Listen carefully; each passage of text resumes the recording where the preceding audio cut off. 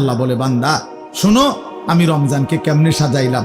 1 পুরা মাস রোজা, 2 প্রতিদিন ইফতার, 3 প্রতিদিন সাহারি, 4 প্রতিদিন 20 রাকাত তারাবি, 5 শেষ দশকে এতেকাফ, 6 শেষ দশকের বেজর রাত্রিতে শবে কদর, এরপরে 7 একটা নফল একটা ফরজের সমান, 8 একটা ফরজ 70টা ফরজের সমান, 9 প্রথম দশক রহমত, 10 মাঝখানের দশক মাগফিরাত, 11 শেষ দশক জাহান্নাম থেকে মুক্তি। আল্লাহ বলেন, জান্নাতের দরজা খুলে দিলাম, জাহান্নামের দরজা বন্ধ করে দিলাম, সমস্ত শয়তানগুলোকে শেকলে বন্দী করে দিলাম, চারিদিক দিয়া গোলাইয়া সব গুছাইয়া বান্দা রাস্তা কেবল একটাই খোলা, দরজা কেবল একটাই খোলা। পুরা রমজান রাতে আসো, দিনে আসো, দুপুরে আসো, শুধু আমার গোলামি করবা, গুনাহ ছেড়ে দিবা, আর একটা দরজা দিয়েই সবাই ঢুকবা, শুধুই জান্নাত, শুধুই জান্নাত, শুধুই জান্নাত, শুধুই জান্নাত। কারণ দরজা তো খোলা একটাই, জান্নাতের দরজা, জাহান্নামের দরজা বন্ধ। এই মাসে আমি কোনো দিকে দেব না, শুধু জান্নাত দেব, শুধু জান্নাত, শুধু জান্নাত। এজন্য বাপ মহান আল্লাহ পাক রব্বুল আলামিন বলছেন, রমজান আমি কোরআন নাজিলের মাস। আমার শায়েখ বলে, আল্লামা মুফতি মুশতাকুন নবী সাহেব বড় সুন্দর বলছে হুজুরে, যে শুনেন আল্লাহ তাআলা রমজানকে বলছেন কোরআন নাজিলের মাস, এজন্য দামি বানাই দিছেন রমজান। একটাবার চিন্তা করে দেখেন, প্রত্যেক রমজানে কোরআন নাজিল হয় না, রমজান নির্দিষ্ট একটি রমজানে না কোরআন নাজিল হয়েছে, কথা বুঝছেন না? কিন্তু ওই এক মাসে কোরআন নাজিল হয়েছে দেখা আল্লাহর এই জমিনে যতবার এই মাস ঘুরে ঘুরে আসতেছে 1450 বছর ধরে, প্রত্যেকবারই এই মাস দামি হয়ে যাচ্ছে। একটি রাতে শবে কদর কোরআন নাজিল হয়েছে, ফলে যতবার এই রাতটা ঘুরে ঘুরে আসে প্রত্যেক বছরই এই রাত দামি হয়ে যাচ্ছে। অতএব কোরআনুল কারীম এক রাত্রিতে নাজিল হইছে, এজন্য প্রত্যেকবারই ওই রাত্রি দামি। একটি মাসে নাজিল হইছে, এজন্য প্রত্যেক বছর ওই মাসটা দামি। এজন্য যে ইমানদার কোরআনকে বুকে আগলায় নিছে, কোরআনকে নিজের জীবনে গ্রহণ করে নিছে, রমজানকে আপন করে নিছে, খোদার কসম রব্বে কারীম তাকেও সারা বছর সারা জিন্দেগি দামি বানায় দিছে, দামি বানায়। এজন্য রমজান মাসের নাম কি? রমজান। রমজান উচ্চারণ করেছেন যিনি এই মাসের নাম, তিনি রহমান, আর তিনি নাজিল করেছেন কোরআন। এটা গ্রহণ করেছে যে সে হলো মুসলমান। মাসের নাম রমজান, নাজিল করলেন কোরআন, গ্রহণ করলো মুসলমান। ফামান শাহিদা মিনকুমুশ শাহরা ফালিয়াসুমহু। আল্লাহ বলছেন, হুদাল লিন-নাসি ওয়া বাইয়িনাতিন মিনাল হুদা ওয়াল ফুরকান।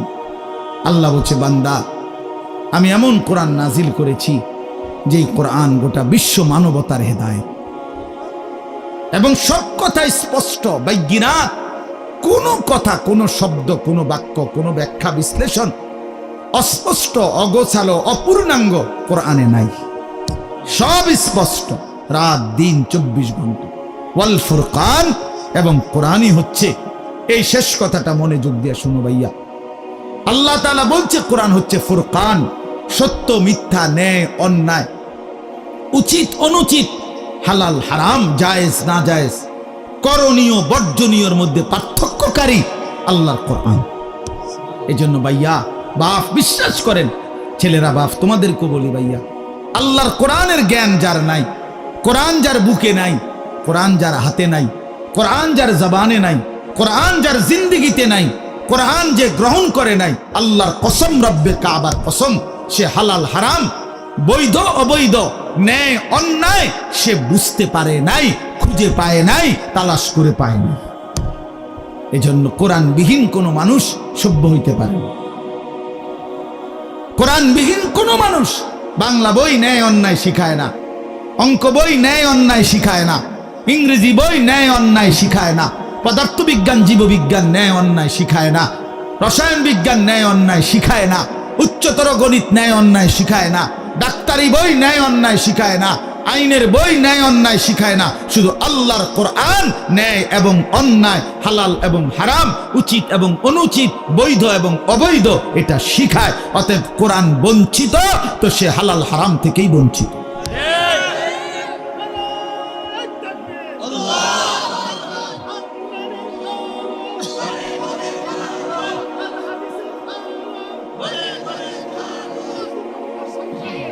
অতএব এটা ফিকির করা চাই, এটা পার্থক্যকারী জ্ঞান।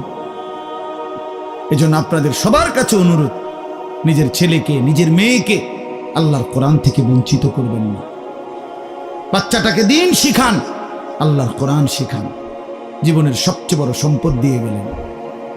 কোরআন আজীবন মানুষকে দামি বানায়, কোরআন জান্নাতেও দামি বানাবে। সর্বশেষ কথা হলো ফামান শাহিদা মিনকুমুশ শাহরা ফালিয়াসুমহু। আল্লাহ বলছে অতএব এত বড় ফজিলতপূর্ণ রমজান মাস যদি তোমার জন্য মিলে, আল্লাহ নিজে কি মজা করে আল্লাহ বলছে, বান্দা যদি রমজান পর্যন্ত তুমি পৌঁছো, তোমার জীবনে যদি রমজান মিলে, তুমি যদি হায়াত পাও, তা আমি আল্লাহ বলতেছি তুমি রোজা রাখো, তুমি রোজা রাখো, আমার হুকুম মাইনো, তুমি গুনাহ ছেড়ে দিও, তুমি আমার বন্দিগি একটা মাস কইরো। যদি বলি আল্লাহ 1 মাস আপনার হুকুম মানবো, ঠিক আছে, গুনাহ ছেড়ে দিব, রোজাগুলো এবং বিধানগুলো মানবো, শরীয়তের হুকুম, আপনি আমারে কি দিবেন? আল্লাহ বলে লাআল্লাকুম তাত্তাকুন, 1 মাসেই আমি আল্লাহ তোমারে মুত্তাকি বানিয়ে দেব। যদি বলি মুত্তাকি হলে কি হবে? আল্লাহ বলে জানো না, জান্নাত বানানোই হয়েছে মুত্তাকিদের জন্য। উইদ্দাত লিল মুত্তাকিন, জান্নাত বানানোই হয়েছে মুত্তাকিদের জন্য। অতএব যে মুত্তাকি সেই জান্নাতি, যে জান্নাতি সেই মুত্তাকি। আমার কিশোর, আমার নওজোয়ান, আমার বাপ, আমার ভাই, আমার বন্ধু, আমার পর্দার আড়ালের মা বোন, সবাইকে বলি হায়াতের কদর করেন, জিন্দেগির কদর করো।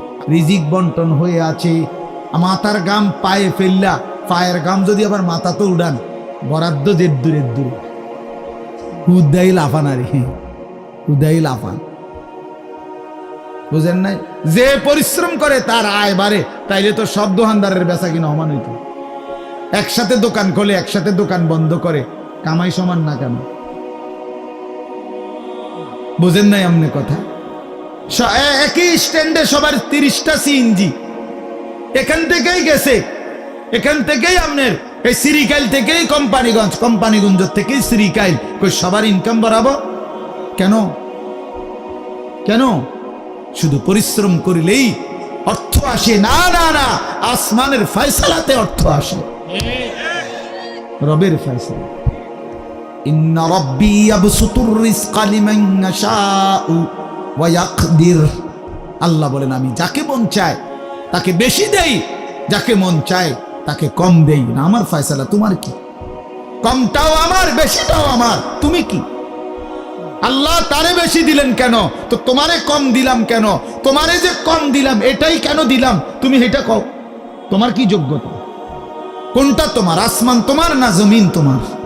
শরীর তোমার না দেহ তোমার? বুদ্ধি তোমার না চোখ তোমার না হাত তোমার? তোমার কি তা? কথা বলেন না কেন? তো সবই আমার, আমি যাকে যা মন চাই তাই দেব। তুমি কি? তুমি এনে মতামত দিবার অধিকার আছে নি আমার? তাইলে এই জন্য বাপ, বন্ধু আমার, দোস্ত আমার, সাথী আমার, সবাইরে বলি ভাইয়া জিন্দেগির হিসাব করেন। এটাই আমার মূল বক্তব্য। আর একটু নড়ে চড়ে ঘুরে দাঁড়ান। ছেলেরা, বাপ ফিরে আসো তুমি আল্লাহর দিকে, কোরআনের দিকে, নামাজের দিকে, সেজদার দিকে। এই কপাল পৃথিবীর কোনো কামাইতে লাগে না। খেয়াল করে দেখেন, উপার্জনের পৃথিবীতে মানুষ দেশে থাকুক আর বিদেশ থাকুক, চাকরি করুক আর ব্যবসায়ী করুক, ক্ষেত খামারে কাম করুক আর দিন মজুরি করুক, মাড়ি কাটুক আর যাই করুক, কপাল কোনো কামে লাগায় না। বুঝো না হিসাব? কপাল কি লাগায় না? কোন কাজে লাগায় না। কপাল শুধুই সেজদার জন্য, কপাল শুধুই সেজদার জন্য, শুধুই সেজদার, কপাল শুধুই সেজদার জন্য। কিসের জন্য? আল্লাহ বলছেন এটা বানাইছি সেজদার জন্য। এই জন্য যে কপালে সেজদা নাই, আল্লাহ যেন বলেছে যে ওই মানুষের বাচ্চা না, ওই জানোয়ার। জানোয়ার। এজন্য দোস্ত, কেন নামাজ পড়ো না? কেন সেজদা করো না? কেন আল্লাহকে ডাকো না? মাদেরকে জিজ্ঞেস করেন, বোনদেরকে জিজ্ঞাসা করেন, কেন আল্লাহর হুকুম প্রতিনিয়ত লঙ্ঘন করছে? কেন বোনেরা বেপর্দা? কেন মায়েরা বেপর্দা? মাকে বলেন, বোনকে বলেন, জিজ্ঞেস করেন নিজের বিবিকে, রাস্তার এই পুরুষদেরকে তোমার শরীর যৌবন দেখাইয়া কি অর্জন হয়েছে বলো? কয় টাকা কামাই হয়েছে? দুনিয়ারে বা কি পাইলা? আখিরাতের বা কি পাইলা? তোমরা একটা ছেলে বলো, বাবা, নারী আর ছবি আর উলঙ্গ দৃশ্য দেখে দুনিয়ার কি পাইলা আর আখিরাতের কি পাইলা? আখিরাত তো কিছুই নাই, দুনিয়াও তো কিছু নাই। শরীর যৌবন, নিজের সক্ষমতা নষ্ট করা ছাড়া আর কি? আর কি ভাইয়া? এই জন্য আমি অনুরোধ করছি আপনাদের কাছে, আমরা যদি প্রত্যেকেই ভাবি আমরা ইমানদার, আমরা মুসলমান, আমাদের জিন্দেগি আখিরাত, আর এই আখিরাতের সবচেয়ে বড় ফিকির যদি আমার বিবেকে ঢোকে যে আসলে আমার জীবন আখিরাতের জন্য, আমারে আল্লাহ বানাইছেন আখিরাতের জন্য। জান্নাতের দরজা খোলা, জাহান্নামের দরজা বন্ধ, রহমতের দুয়ার খোলা, শয়তানকে শেকলে বন্ধি। আল্লাহর নবী বলছে একটা নফল একটা ফরজের সমান, একটা ফরজ ৭০টা ফরজের সমান। শুরুটা রহমত, মধ্যখানটা মাগফিরাত, শেষটা নাজাত। এক একটা নেকি বাড়তে বাড়তে আল্লাহ তাআলা নিজের হাতে নেকি ফেরেশতাকে দিয়ে না লিখিয়ে নিজে লেখেন। এত কথা, এত কথা, এত কথা, এত ফজিলত, এত কিছু নবীজি বললেন আমার বাপ আমার ভাই। এরপরেও যে ব্যক্তি রমজানের কদর করলো না, তার উপরে আল্লাহর লানত, ফেরেশতার লানত, মুহাম্মদুর রাসূলুল্লাহর লানত। তরুফে খোদার গজব, তরুফে খোদার লানত। হ্যাঁ, এটা আমি বলিনি, এটা জিব্রাইল বলে গেছেন। কি? জিব্রাইল নবীজির কাছে রমজানের লাস্টে আইয়া বলছে, নবী, এত বড় রমজান, আপনার এত কাকুতি মিনতি, আপনার এতগুলো ফজিলতের কথা শোনার পরেও আপনার যেই নাফরমান উম্মত রমজানকে কদর করলো না, তার উপরে আল্লাহর লানত, আমি জিব্রাইলের লানত, ফেরেশতার লানত। নবী বলছে আমিন। হ্যাঁ জিব্রাইল, আমি তো বদদুয়া দিতে চাচ্ছিলাম না, আমি অভিশাপ দিতে চাচ্ছিলাম না, কিন্তু আজকে আমি রাসূলও আর সহ্য করতে পারলাম না এমন নাফরমান উম্মতের উপরে আমি মুহাম্মদেরও লানত। আমিন, আমিও মেনে নিলাম। যা যা বেঈমান, যা তুই মোবাইলে তুই, যা তুই নারী নিয়ে থাক, তুই সুদের আড্ডা, ঘুষের আড্ডা, যা তুই বিড়ির আড্ডাতে থাক, যা, ঠিক আছে, তুই জীবন এভাবেই শেষ কর, যা না ফোন, ঠিক আছে, দুনিয়াই তো ভোগ করবি না তো ৬০ বছর ৭০ বছর। এরপরে আবু জেহেল দুনিয়াতে মাটির উপরে মাতবুরি করছে কতদিন, মাটির নিচে পড়ে আছে আজ কতদিন? এই মিয়া বলেন না কেন? ফেরাউন মাটির উপরে ছিল কতদিন, আজ মাটির নিচে কতদিন? নমরুদ মাটির উপরে ছিল কতদিন, মাটির নিচে কতদিন? মাহে রমজানের যখন চাঁদ উঠে, আল্লাহ নবী সাল্লাল্লাহু আলাইহি ওয়াসাল্লাম বলেন, ফেরেশতা ডেকে ডেকে বলে, ইয়া বাগিয়াল খাইরে আকবিল, হে নেক কাজের আগ্রহীরা এগিয়ে আসো, ওয়া ইয়া বাগিয়াশ শাররি আকসির, হে মন্দ গুনাহের কাজের আগ্রহীরা এবার তো থামো। এটা রমজান। মদখোর এবার থামো, নেশাখোর এবার থামো, জুয়ারি এবার থামো, সুদখোর থামো না এবার। বেপর্দা মা, এই মা অটোতে উঠো না, সিএনজিতে উঠো না, ওই বাজারে যাইও না মা, এটা রমজান। জুতা, শাড়ি, প্যান্ট, গহনা, অলংকার অন্য মাসে কিনো, এই মাসে যাইও না, এটা রমজান, এটা রমজান। থামো তো যুবক ভাই, মোবাইল টিপো। ওই দেখেন পিছনে অনেক ছেলে কথা বলে, হায় অপদার্থ জিন্দেগি। কে বলবে, কাকে বলবে, কাকে ফিরাবে, কে ফিরাবে? একজনে কি আর সম্ভব? বাবাদের কোনো হাল ছেড়ে দিছে, মারা হাল ছেড়ে দিছে, অভিভাবকরা হাল ছেড়ে দিছে, সন্তানের পতন দেখতেছে, অধপতন, চুল, চেহারা, আপন ঘরে ঘুমায়া, মা বাপ জীবিত, কোনোদিন এক ওয়াক্ত নামাজ পড়ে না, ফজরের নামাজ পড়ে না, সারা রাত মোবাইলে উলঙ্গ ছবি দেখে ব্যর্থ মা বাপ তাকায়া তাকায়া নিজ সন্তানের এই ধস দেখতেছে। আফসোসের ব্যাপার, আফসোসের। আপন স্বামী নিজের ব্যর্থতার কারণে নিজের স্ত্রীর বেপরদিকে দেখতেছে, কিছুই করতে পারতেছে না, মনে হয় যেন সে ব্যর্থ কাপুরুষ। বউটা ডেলি বেডি বাজারে যায়, মার্কেটে যায়, রঙ্গরসে হাসে, কথা কয়, টাইট কাপড় পরা, বোরখা নামের একটা টাইট জামা পরে রাখছে, লাল নীল হলুদ কমলা বেগুনি। স্বামী বেচারা অপদার্থের মতো, অসহায়ের মতো তাকায় আছে।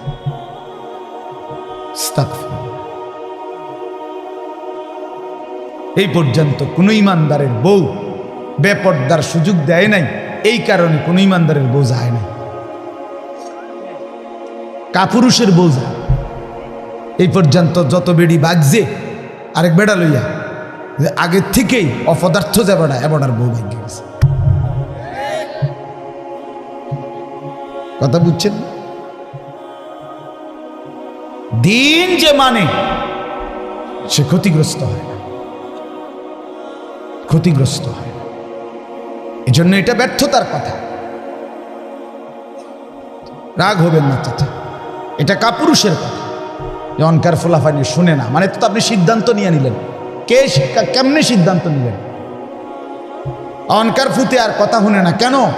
সেই পুতে, যে পুতে কথাই শুনে না, আপনার চোখের সামনে আপনার ছেলে নামাজ পড়বে না, একটা সাজদা দিবে না, এত বড় নাফরমান আপনার সম্পত্তি ভোগ করবে, এত বড় নাফরমান আপনার ঘরে খাবে ঘুমাবে দুনিয়া ভোগ করবে, আপনি বেঁচে থাকতে এটা মেনে নেবেন কেন মিয়া? আপনার আপনার ব্যর্থতা তাইলে এটা। আপনি জীবন চিনেন নাই, আপনি কর্তব্য চিনেন নাই। কর্তব্য তো আল্লাহ বলে দিছে, ওয়া'মুর আহলাকা বিসসালাহ, তোমার স্ত্রী সন্তান পরিবারকে নামাজের আদেশ করো, ওয়াসতাবির আলাইহা, পরিবারকে নামাজের আদেশের সাথে সাথে নিজেও নামাজের উপরে মজবুত থাকো। কথা তো ছিল এই। আপনার জিম্মাদারি কি ছিল? আমি আমার স্পষ্ট মনে আছে, আমি আমার আব্বারে প্রায় বলি, আমি এ কথা আমার আব্বারে আমার জীবনে আমি একবার বলছিলাম, পড়ালেখার জীবনে, আব্বা আমি এই মাদ্রাসায় পড়তাম না, আমার মাদ্রাসাটা বদলাই দিবেন শুধু, কসম খোদা। আমার আব্বা সাথে সাথে বলছে, বেটা পরের বেলা ভাতের লোকমা আমার ঘরে দিও না, এক লোকমা ভাত খাইবে না, সাবধান, বেরো। আমি যেখানে পড়তে দিছি এখানেই পড়তে হবে, নয়তো তোমার মতো করে কামাই করিয়া ফরো, নইলে ঘাস কাটো, যাও। আমি কানতে কানতে চলে গেছি মাদ্রাসায়। বুঝছি এই বাপ শক্ত বাপ, এই বাপ আসলে ভাত খাইতে দিব না। বাবার সেই কঠোর শাসন, আমার বিশ্বাস আল্লাহ তাআলা আপনাদের সামনে বসবার তৌফিক দিয়েছে।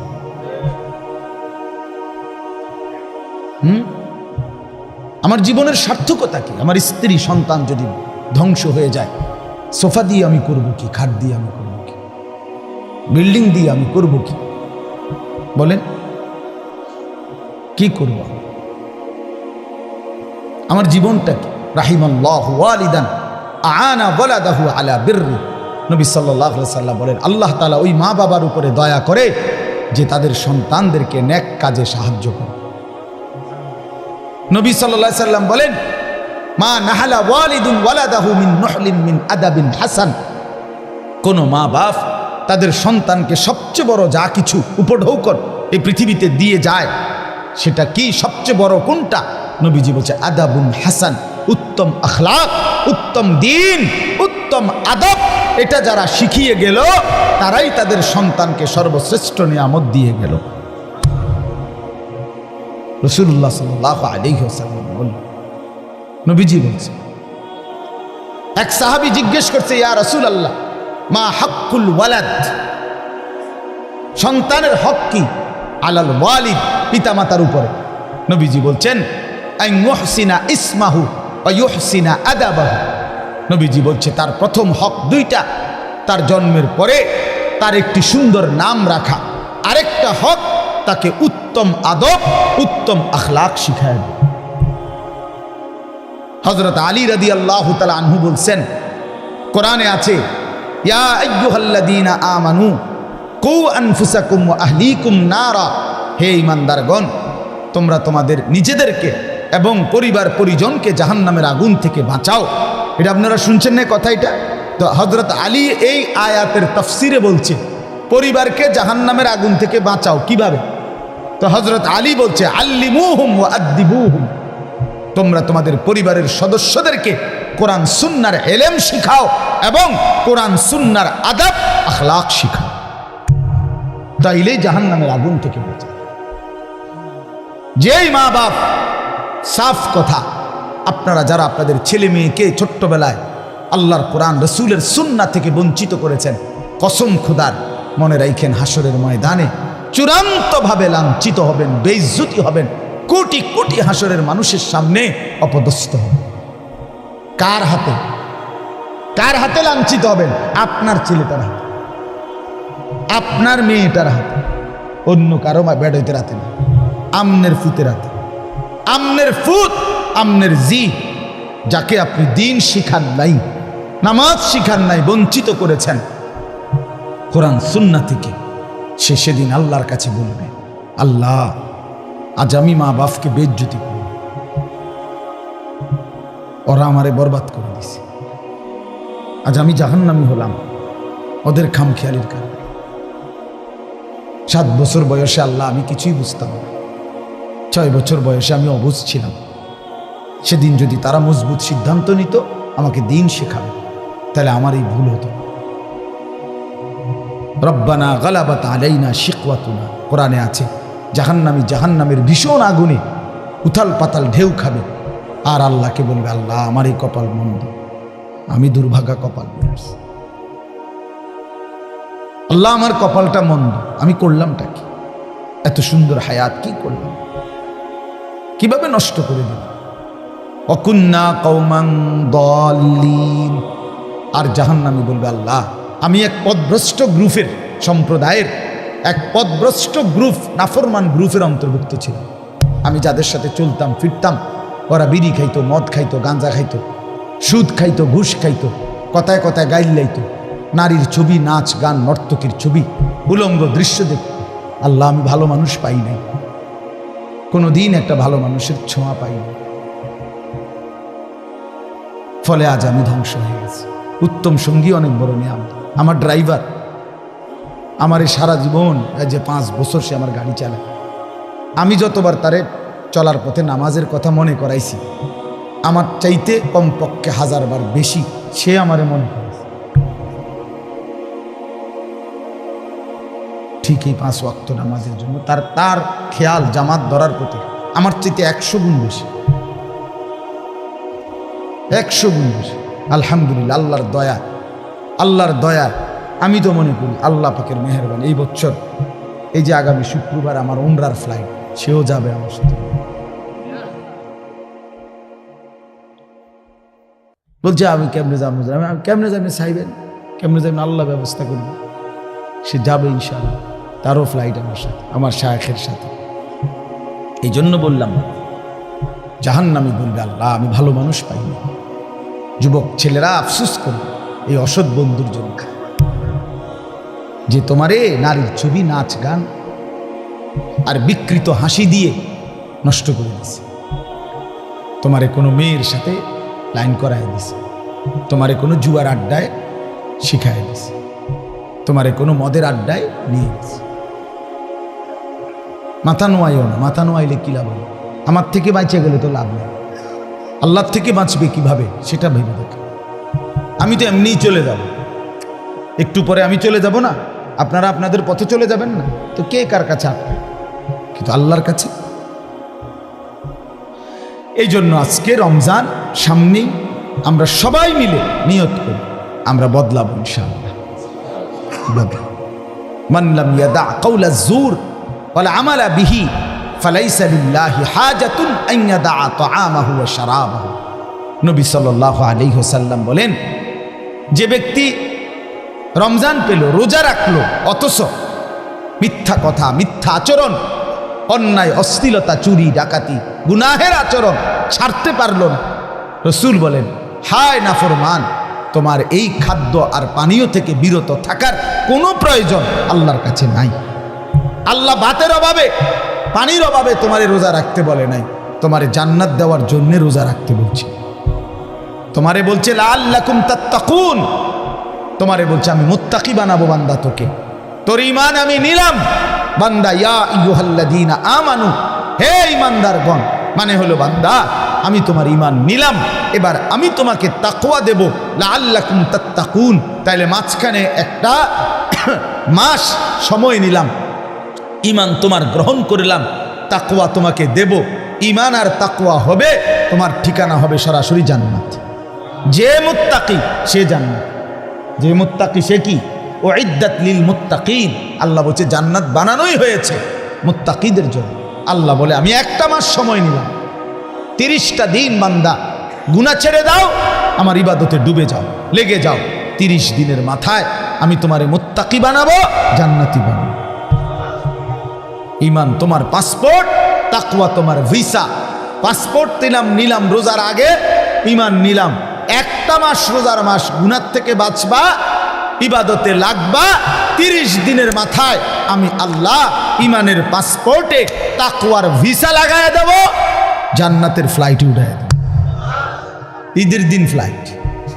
ফ্লাইট কোন দিন? ঈদের দিন। ঈদের দিন ফ্লাইট, 1 মাসে ফ্লাইট। 1 মাসে 31 দিন যাব না,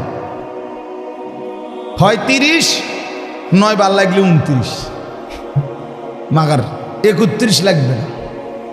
31 রোদ হোক বৃষ্টি হোক, শীত হোক গরম হোক, ফ্লাইট কোন দিন? ঈদের দিন, জান্নাতের ফ্লাইট।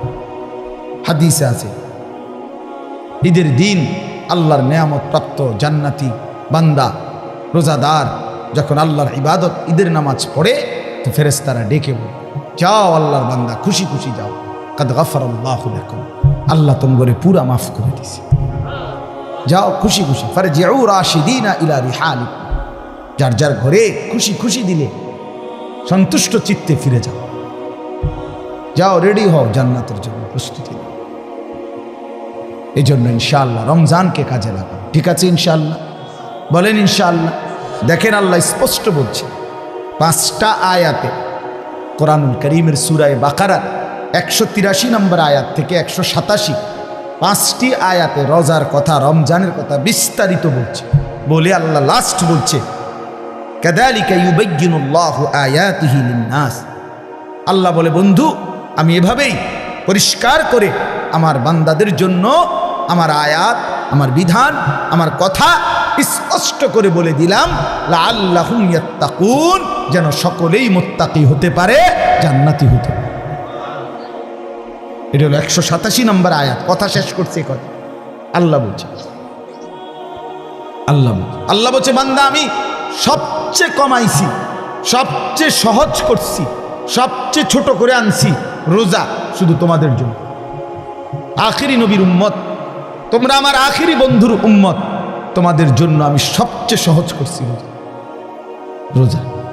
পূর্ববর্তী জাতির, যারা পূর্ববর্তী জাতি, তাদের রোজার নিয়ম কানুন, রোজা ছিল সবার, কিন্তু নিয়ম কানুনের মধ্যে বিপরীত ছিল।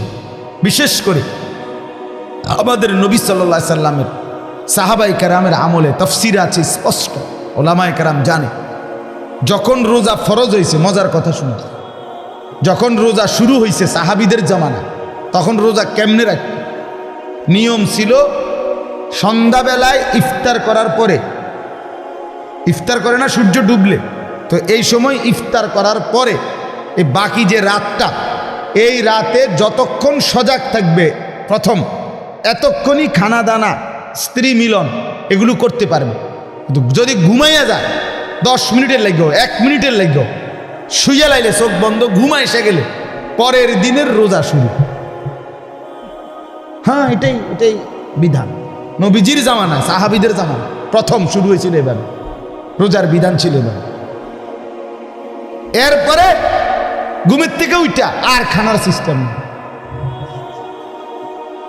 এক সাহাবী হযরত কাইস ইবনে সারমা আনসারী সাহাবী, উনি এরকম সারাদিন রোজা রাখছে, রাইখা সন্ধ্যাবেলা ইফতারের টাইমে ঘরে আসছে, স্ত্রীকে বলছে ইফতার কিছু আছে কি? স্ত্রী বলছে কিছুই নাই ঘরে, আপনি একটু অপেক্ষা করেন, বসেন, আমি পাশের বাড়ির থেকে কিছু খাবার বা কিছু নিয়ে আসি। স্ত্রী গেছে পাশের ঘরে, কিছুটা তাদের কাছ থেকে খাবার ধার নিয়ে ঘরে আসছে। আইসা দেখে ওনার স্বামী সারাদিন ক্লান্তিতে মেহনত করে আসছে, একটু কাইট হয়েছিল, ঘুমায় আসছে। এখন স্ত্রী তো ঘুম থেকে জাগায় বলতেছি ইন্নালিল্লাহ, আপনার তো রোজা শুরু হয়ে গেছে। বলছে হ্যাঁ, আমি আর কি করবো এখন, তার কিছুই খাইতে পারে না। তো আজকের সারাদিন উপাস, সারা রাত উপাস, পরের দিন দুপুরবেলা এই সাহাবী বেহুশ হয়ে গেছে, আর উঠতে পারতেছে না। কেন? লাগাতার এই কষ্ট। কথা বুঝছি কি? এখান দিয়ে 12, হেন দিয়ে 12, 24 ঘন্টা, আরো ওখান দিয়ে ধরেন আপনি 6-7 ঘন্টা, প্রায় 30-32 ঘন্টা পরে উনি কি হয়ে গেছে? বেহুশ হয়ে গেছে। নবী সাল্লাল্লাহু আলাইহি ওয়াসাল্লামের কাছে জানানো হয়েছে। আরেক সাহাবী রাত্রিবেলা ঘুম থেকে উঠে বেখেয়ালে ওনার স্ত্রীর সাথে মিলিত হয়েছে। তো ওনারও বড় ক্ষতি হইল, কারণ রোজা তো শুরু হয়ে গেছে। এই দুইজনের দুই বিষয়ের কারণে আল্লাহ তাআলা বলছেন, বন্ধু ঠিক আছে, চলেন আরো কম, আপনাকে যে আমি ভালোবাসি। আল্লাহ বলছেন, বন্ধু আপনাকে যে খুব পছন্দ করি, আপনার উম্মত তো আপনাকে ভালোবাসলে আপনার সাথে যা কিছু সব কিছুকেই আমি ভালোবাসি। আপনার উম্মতকেও ভালোবাসি, আপনার গায়ের চাদরকে ভালোবাসি, আপনার গায়ের কম্বলকেও ভালোবাসি। কোরআনে আছে ইয়া আইয়ুহাল মুজাম্মিল ইয়া আইয়ুহাল মুদ্দাসসির। নবীজি কখনো চাদর গায়ে দিছেন, আল্লাহ বলছে হে চাদর পরা নবী। নবীজি কম্বল গায়ে দিছেন, তা আল্লাহ বলছে হে কম্বল পরা বন্ধু আমার। তার মানে কি? এটা কেমন মায়ের কথা। এই রুমালওয়ালা ভাই, আমরা বলি না এটা? আল্লাহ যেন বলছে, বন্ধু আপনার সাথে যা লাগে সব আমার কাছে প্রিয় হয়। চাদরও দামি, কম্বলও দামি। আয় হায়, যদি চাদর দামি হয়, কম্বলও দামি হয় নবীর সাথে, আপনি আমি লাগলে কি পরিমাণ দামি হব? তাহলে কেন দাড়ি কাটেন? দাড়ি কাটেন কেন? বাপ কাইটেন, এটা অভদ্রতা, অসুন্দর। পৃথিবীর কোনো গবেষক, দার্শনিক, পণ্ডিত, বুদ্ধিজীবী, কাফের, মুশরিক, বেঈমান, ইহুদি, খ্রিস্টান, নাস্তিক, মুরতাদ, হিন্দু, বৌদ্ধ, পৃথিবীর কেউ, কোনো গবেষক, আমি চ্যালেঞ্জ করলাম, কোনো বুদ্ধিজীবী, কাফেরও আজ পর্যন্ত গবেষণা করে প্রমাণ করতে পারে নাই যে দাড়িওয়ালা চেহারার চাইতে শেবওয়ালা দাড়িবিহীন চেহারা সুন্দর, হ্যান্ডসাম। এটা কি যুক্তিতে, কি গবেষণাতে, কি মেশিনে ধরা খাইছে? এটা কথা বোঝেন নাই আমনে কদ্দুর জানলে আমারে কদ্দুর দেখাইয়েন, এরপরে প্রমাণ যদি করতে পারেন তো জেনে আমার বিচার করণ দরকার, আমি হেনে যাবো বিচারে লেগে। দাড়িবিহীন চেহারার চাইতে দাড়িওয়ালা চেহারা লক্ষ কোটি গুণ বেশি সুন্দর, তুলনাই হয় না বেটা। এ তো কাপুরুষের চেহারা, যে নিজের দেহকে বিকৃত করে, নিজের শরীর চেহারাকে যে বিকৃত করে দেয়, তার হিম্মত কোথায়? সাহস কোথায়? তার পৌরুষ কোথায়? বীরত্ব কোথায়? নিজের চেহারাকে যে বিকৃত করে, নিজের চেহারা নিয়ে যে নিজে লজ্জিত, তো তার ইজ্জত দিব কে? তারে সম্মান দিবে কে? আল্লাহ আমাদেরকে মাফ করে দেয়। তো আল্লাহ তাআলা বললেন, তো এই দুই সাহাবী, দুইটা ঘটনা ঘটলো, আল্লাহ তাআলা বললেন, বন্ধু চলেন সহজ করে দিন, আরো সহজ করে। কুলু ওয়াশরাবু, এই যে দেখেন, উহিল্লা লাকুম লাইলাতাস সিয়ামির রাফাসু ইলা নিসাইকুম। আল্লাহ বলে এখন থেকে বন্ধু আপনি আপনার উম্মতকে বলেন, প্রত্যেকটা ইমানদার পুরুষ রোজাদারের জন্য সন্ধ্যা সূর্যাস্তের পরে রাত সুবহে সাদিক পর্যন্ত পুরা রাত, এবার আর কোনো ঘুম যাক বা না যাক, কোনো নিষেধাজ্ঞা আর নাই।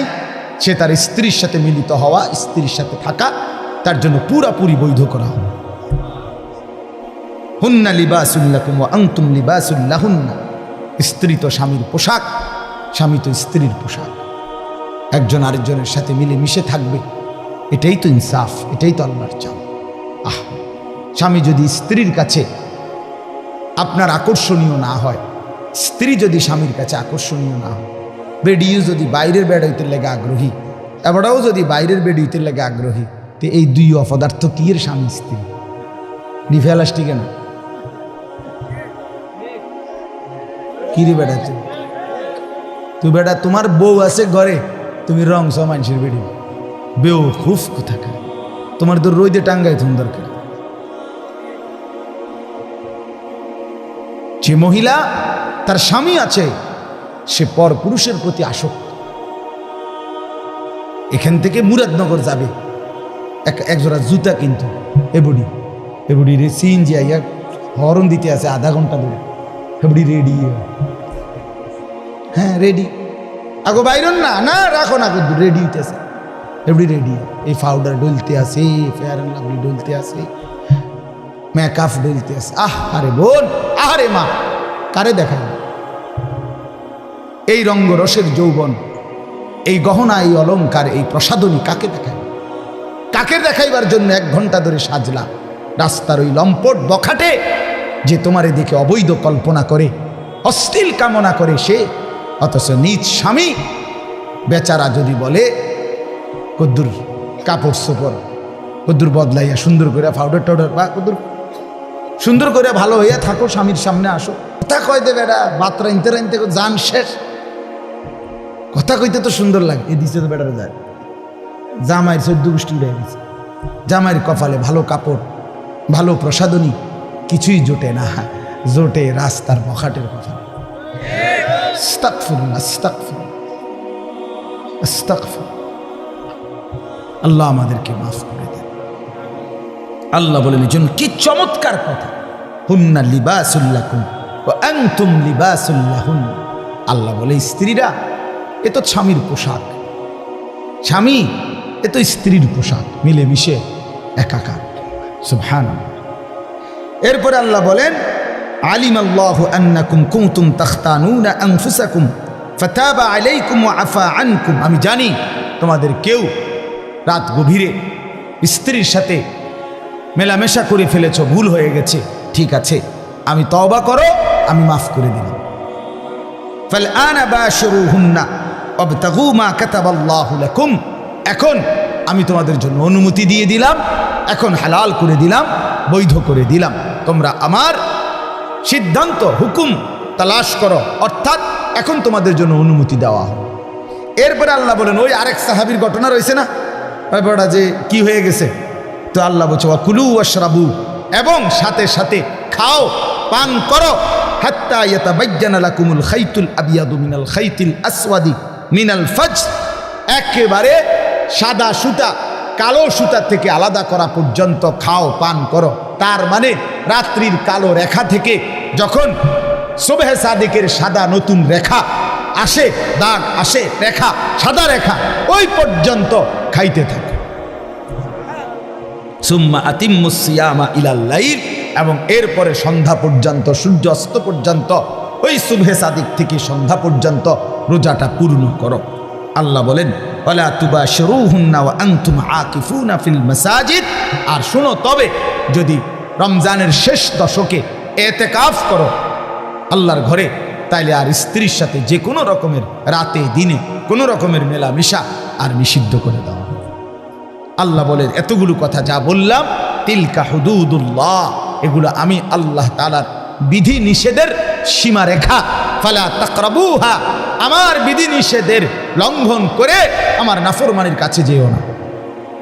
কাযালিকা ইউবায়্যিনুল্লাহু আয়াতিহি, আল্লাহ বলেন এভাবে আমি পরিষ্কার করে তোমাদের কাছে সব বলে দিলাম, লাআল্লাহুম ইয়াত্তাকুন, যেন বাস্তবিক অর্থে মুত্তাকি হতে পারো, জান্নাতি হতে পারো।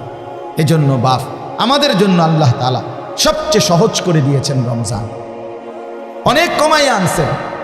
কোরআনে আছে ইউরিদুল্লাহু বিকুমুল ইউসরা ওয়ালা ইউরিদু বিকুমুল উসর।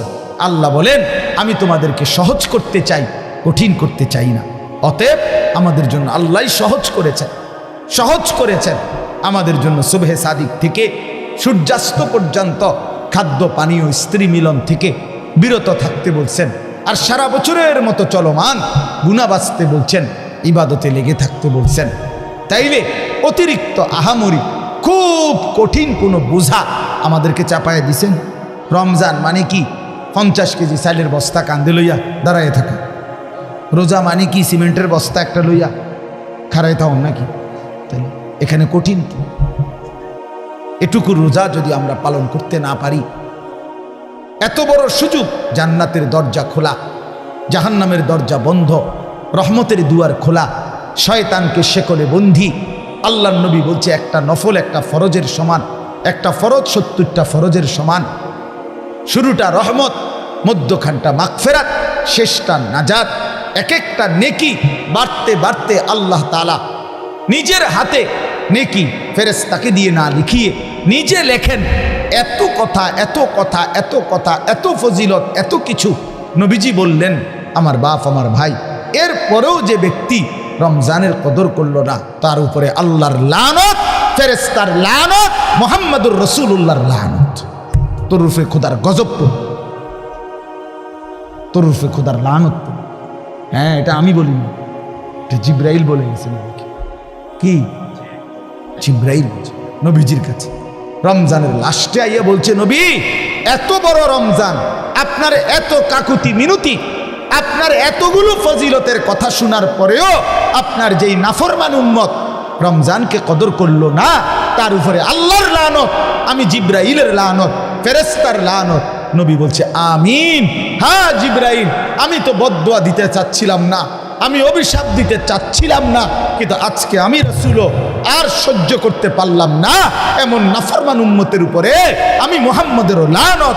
আমিন, আমিও মেনে নিলাম। যা যা বেঈমান, যা তুই মোবাইলে টিপ, যা তুই নারী নিয়ে থাক, তুই সুদের আড্ডা ঘুষের আড্ডা, যা তুই বিড়ির আড্ডাতেই থাক, যা, ঠিক আছে, তুই জীবন এভাবেই শেষ কর, যা না ফরমান, ঠিক আছে, দুনিয়াই তো ভোগ করবি না তো 60 বছর 70 বছর। এরপরে আবু জেহেল দুনিয়াতে মাটির উপরে মাতবুরি করছে কতদিন, মাটির নিচে পড়ে আছে আজ কতদিন? এই মিয়া বলেন না কেন? ফেরাউন মাটির উপরে ছিল কতদিন, আজ মাটির নিচে কতদিন? নমরুদ মাটির উপরে ছিল কতদিন, মাটির নিচে কতদিন? নূহ আলাইহিস সালামের উম্মত মাটির উপরে অহংকার করছে কতদিন, মাটির নিচে পড়ে আছে আজ কতদিন? এজন্য এটা হিসাব করে ভাবতে শিখে। ছেলেরা তোমাদেরকেও বললাম, একটা ছেলেও যদি বোঝে আলহামদুলিল্লাহ, না বুঝলেও আমাদের কোনো হতাশা নাই, কারণ ফেরিওয়ালার কোনো হতাশা নাই। ফেরিওয়ালা তার পণ্য বিক্রি হোক বা না হোক, সে ফেরি করতেই থাকে, ফেরিওয়ালা বলতেই থাকে। ফেরিওয়ালা তার পণ্যের নাম ঘোষণা দিতে বিরতি দেয় না, সে বলতেই থাকে বালতি বালতি, মানে যেটা তার মাল বেচবে ওইটা সে বলতে। সে জানে তার প্রতি ডাকে কাস্টমার আসে না, আসে, কিন্তু সে তবুও যে জানে যদি 200 বার ডাকার পরে একটা কাস্টমার আসে। এজন্য ফেরিওয়ালা হতাশ হয়। এই জন্য আল্লাহর পথে যারা ডাকে তাদের কোনো হতাশা নেই, তারা ফেরিওয়ালা, বলতেই আছে বলতেই আছে। আল্লাহ তাআলা আপনাদেরকে তৌফিক দেন, কবুল করেন। এই মাদ্রাসা মসজিদ আল্লাহ তাআলা যেন কবুল করেন।